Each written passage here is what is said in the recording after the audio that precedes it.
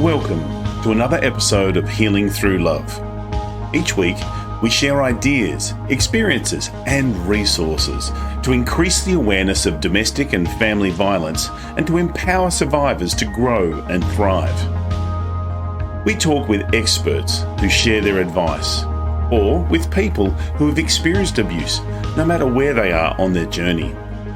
This is all about healing through love. And now, here are your hosts, Sharlene Lynch and Rose Davidson.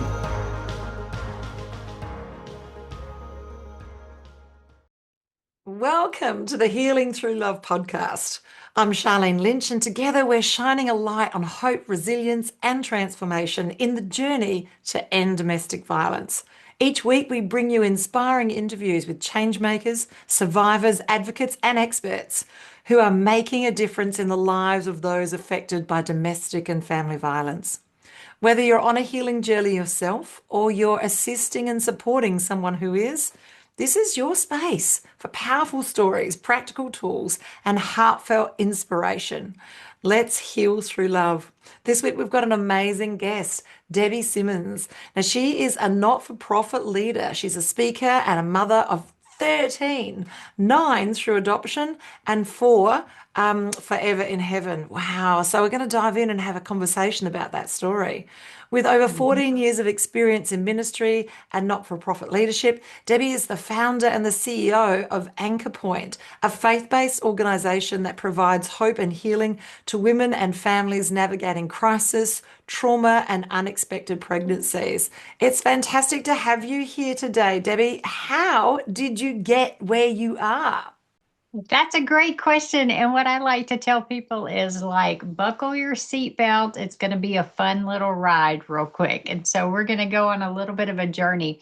But what I want to tell you is that I have the wonderful privilege of coming alongside people who are struggling with all of the things that you just listed, and some tips that I have been given and picked up along the ways, I hope will be something that they can grab a hold of today and really help them on their journey. So mine's not exactly domestic abuse, but I think we can always learn from people's stories. And so my story, if you want to know the behind the scenes piece, is that I had wanted to be a young grandma. And so in my mind, I knew that to be a young grandma, that I had to figure out who I was going to marry, get married, and have children. And then eventually I could get to this grandma thing I liked. And so I just set out on this journey, found the guy I loved, met him in college, and I was like, can we get married early so we can get started? And he was like, no. You have to finish college first. I'm like, this stinks, but okay. So we finished college, and as soon as we got married, I was like, let's try to get pregnant. And as sometimes for people, we had infertility issues, and we went through a very long period of infertility. Ultimately, we were on a fertility study, and we got pregnant, and I was very excited. And we had 2 doctor's appointments within 2 hours of each other and 2 different ultrasounds, and they all told us we were having twins. So I was super excited because I'm like, I want 4 and I want to be a grandma, and this is great. We'll just do it twice as fast. And off we went on our journey. And as we went on our journey, around 13 weeks, I started bleeding. And we thought that I was going to miscarry. So end up in the emergency room. They tell me I have to go to the high-risk doctor. I go to the high-risk doctor on Monday. And with infertility and all kinds of things that are difficult, it's always hurry up and wait. So when we got there, I looked at my husband and I said, hey, we're going to go in there and we think I'm trying to miscarry. And they're going to tell us that we're having triplets. Wouldn't that be funny? And so we were laughing, and we went in there, and as soon as she did put the probe on my stomach, I could tell that there was 3. And I was like, oh boy, and this is a lot. And then she said, let's do one more picture and get all the babies on the screen. And so she moved the probe around and everything. And I went, oh, there's 4. And I said, don't bother looking for any more. It's high risk as it is, and we're just going to keep on going. And so the doctor came in, verified everything, and off we went. Our goal was to make it to 30 weeks. At 23 weeks, we went to tour the hospital, and the car behind us rear-ended us, and I ended up spending the night in the hospital, and I was having contractions about 2 about 2 minutes apart. And they got that under control. And then we knew that to make it to the next day, just as with any traumatic thing, is a miracle sometimes. So we went home and still went on our journey. And at 26 weeks, my water broke. They put me in the hospital. And they said, you're going to stay and hopefully get to 30 weeks. The next morning, I woke up and I knew I was having contractions, and the world stopped. And they said, you're going to have to deliver the first one. And I was like, can't you just like put everything back in place and stop everything? And they were like, no. And I was like, okay. And my husband said, well, what about the other three? Could she carry the other three?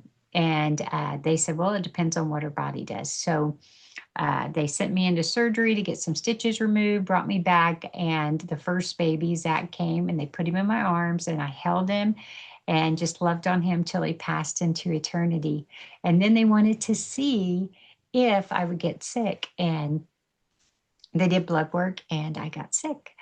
And so they said, you have to deliver the other three. And so same process, the other three boys, Josh, Nate, and Chris, arrived in about 2 hours later, and they laid them in my arms, and they passed into eternity. And here is the pieces that I think are what your listeners are looking for, is when I sat in the hospital that night, I had the question that rises up in all of us when we face challenges. And that question, for me at least, is why me? Why now? Why God? Why this? Why? And God just whispered to me, give me your why question. And I was like, no, I like my why question. It's the one thing I can hold on to. And it justifies like all of my feelings. And he's like, I need you to lay that down and trust me with it. And I was like, okay, but I have no idea how to figure my way through this situation. I don't know how to survive the pain. It's too much. I'm a failure at all these things. I can't have children on my own. I just don't get it. I don't know how to do it. And he said, I need you to change your question. And I was like, well, what should I be asking? I don't know what to do with your why question. And he was like, ask me, how do I survive? So that's the question I started asking, was how do I survive? And here's what he taught me. He taught me simply to breathe, because if we're not breathing, we can't really do much. We won't be here for long, right? Okay, so we have to learn to breathe. And then the breathing also brings our prefrontal cortex online, which is where we make good choices from. It's where our thinking happens. If not, we're emotionally responding, and that's usually not a good choice. And then the second thing he taught me after breathe was, what is my next best step? Not my next right step, because we don't always know if what we're doing is exactly right, and that can cause us to freeze. But if I could take just whatever my next best step was, and then as I took my next best step, it began to illuminate what the next best step would be, and then illuminate the next best step. And what I found was I was beginning to figure my way through suffering and figuring my way into healing. And that became my journey. Now, just so that your girls can be encouraged, is, you know what? Sometimes my next best step was very simple, like pull the covers off of my head, maybe sit up and go brush my teeth, and then I'm back in the bed. And that was all I could do for that day. And that's okay. And then some days it was get up and get one or two little things done. And then eventually it became go out and conquer the world and get a new job and do this and all these wonderful things. And then somewhere in that healing journey, the question began to change. And the question became, how do I thrive? Not how do I survive anymore, but how do I thrive? And that question's important because I did not want to be stuck 30, 35 years down the road after losing boys and still in the same emotional space. And so when I asked that question, then what that did is it created a wonderful, safe space for God to begin to use my story. So whether it was working with other people who had suffered similarly to me, or leading grief groups, or ultimately starting the nonprofit that I have that ministers to thousands and thousands of families every year, and will be here long after I'm gone, to writing a book, to adopting, to all these things. These are because I got to the Thrive question. And what I have found is that I would not have gotten the opportunity for any of those things if I wouldn't have had the journey through the difficulties of losing the boy. So, do I ever wish that on anyone or want anyone to experience anything like that? Absolutely not. But as I have learned to ask the right questions, now we can take that story and use that story. And so that's how I've gotten where I am today. And I hope that those little neat little tips there are helpful for your listeners. Oh, I love it. The next step. It is so true. Quite frequently, when we're in a space where everything feels overwhelming, where we can't see any light at the end, we can't even see the tunnel, let alone the light at the end of the tunnel, that it's those tiny little next steps, that thinking just immediately, not the big picture, just what's the very next thing that you could actually do that you could help you move forward. So, for myself as a survivor and now a thriver, what would be helpful for me to know if I was still in process is, how do I know what the next best step is? Does it have to be the next best step, or can it be any step? Well, the next best step is, in general, any step, okay? Because as long as we're stepping and we're moving, we are having the opportunity to grow. And I always loved, the best thing we can do is have people, safe people in our lives that can help us to figure out sometimes what the next best step is, or they can come alongside of us and help us accomplish it. So I have a friend who is really struggling right now and has all the domestic violence type things in her background and stuff like that. And today she was telling me, I'm having a really bad day and I'm having a hard time thinking. And I'm like, you need to just think about saying this one phrase out loud like 100 times today. And so she started with that one phrase. And I'm like, tell me when you get to 50. And I'm like, okay, rate how you feel. Like, do you feel emotionally better than what you were this morning? You were a 2. And where are you right now? And then what is so to have a safe person too is extremely helpful to us. But any movement is wonderful, because there are many days I would have loved to have stayed in the bed with the covers over my head and just, I don't want to face anything, right? And I'm going, just the fact of peeking out of the covers and breathing and going, okay, I'll figure my way. I'm going to figure it. And if loving friends are there to help me, the more the merrier for that. Oh, I love it. I love it. I love to call it doona therapy. And I still embrace it. So sometimes we decide to have a day in, and so now it's a treat. Mhm. Whereas when I was going through the challenges, it was almost on some level a little shame attached to it, that I wasn't able to get up, brush my teeth, have a shower, even get out of the bed. So isn't it interesting how this far down the track is the thing that gave me shame then now gives me pleasure, and that just goes to show that you just need to change the way you're looking at things. I love it, and we need to embrace these ebbs and flows in our states. And even the tide comes in and goes out. We need to embrace the slowness and embrace the breath, as you say, Debbie, so that we Mhm. can change the way that our brain is firing off. I love it. Now, tell me a little bit more about the book that you've written. Yes. So the book that I have written is called The Heart of Legacy, and it has the rest of the Debbie story in detail if you want all the hidden secrets in it. But the middle section of the book is all about how you and I can be focused, faithful, and fearless. And there's all kind of great little steps in there that could be next best steps, or at least get you thinking about how we can take our life and be very intentional about living it, so that we live a legacy now and we can leave one when it's time for us to pass on.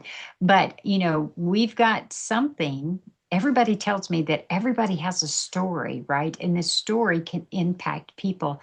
And so while our stories are hard and difficult, there are people, I look at it in my life, people have leaned back and put their hand out and pulled me along.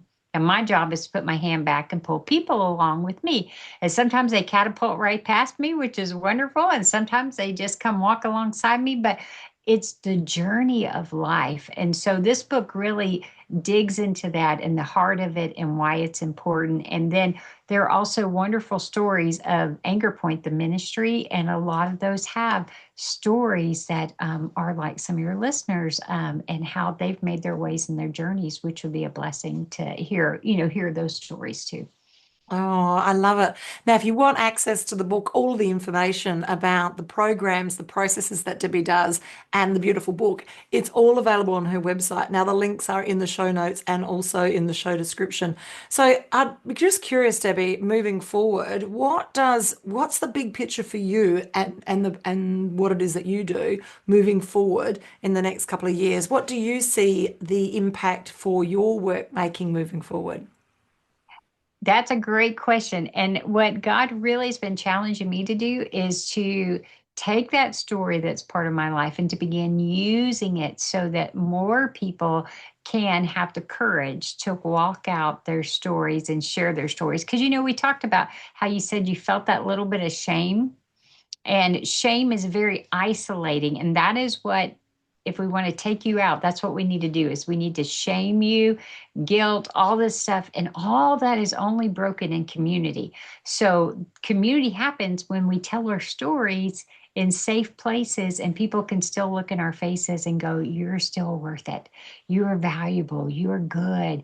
You have got this, and come alongside each other. So that is what God's doing with me, is beginning to expand that across a larger audience base, because I just believe we are all uniquely called to do and to be impact players now. And this is our chance. And so whatever I can do to encourage people to rise up and do those things, that's what I want to see. So that's what he's doing with me right now.